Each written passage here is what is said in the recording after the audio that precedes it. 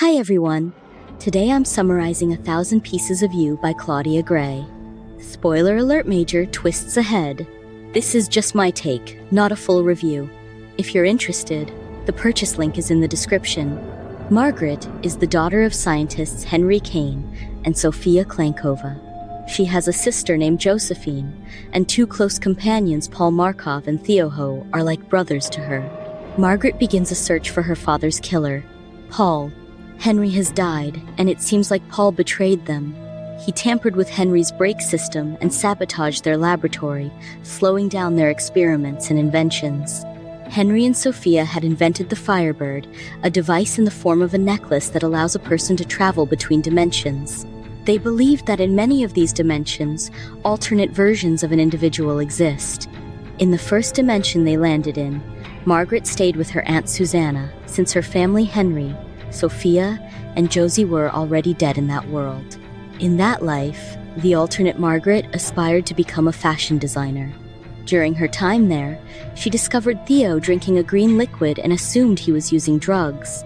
They later captured Paul, who was with Wyatt Conley, a powerful tech tycoon and the one funding the Firebird project.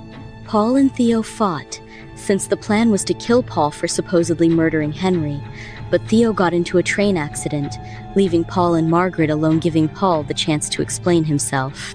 On their second journey, Margaret was Grand Duchess Margarita. She had three siblings, Vladimir, Peter, and Katyan. Their father was Tsar V. However, she knew he wasn't her real father. Her mother, the Queen, had died after giving birth to Peter. In that dimension, her mother had an affair with Henry, who was the royal tutor. Theo was nowhere around the castle, but Paul was Lieutenant Markov, her personal guard. During that life, she had sex with Paul, and it was then that she realized she truly loved him. The problem was that her Firebird was broken, and Paul's Superioris Colonel had confiscated his Firebird.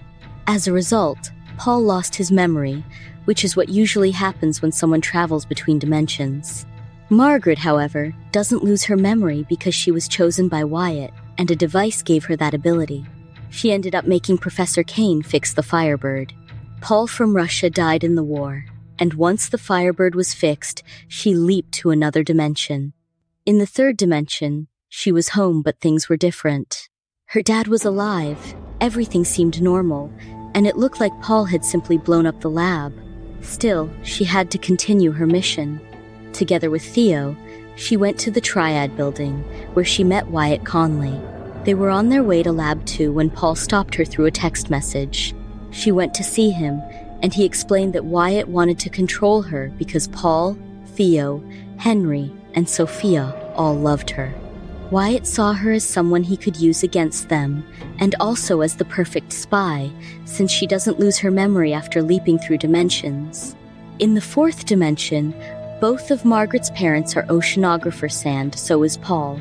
She and her sister Josie help out too. They were on a ship when she heard her father humming a Beatles song, and she realized the band didn't exist in that dimension.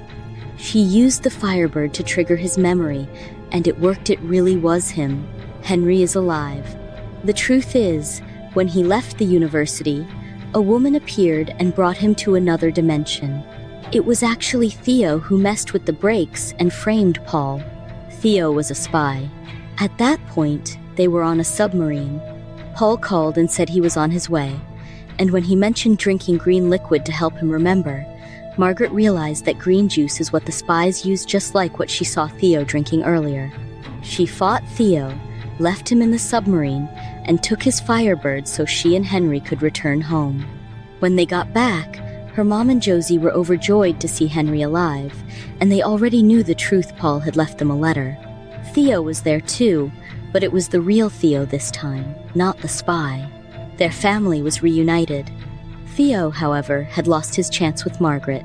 Paul ended up pursuing her. Happy ending. Thanks for watching. If you enjoyed the 1,000 Pieces of You summary, give it a thumbs up and let me know in the comments.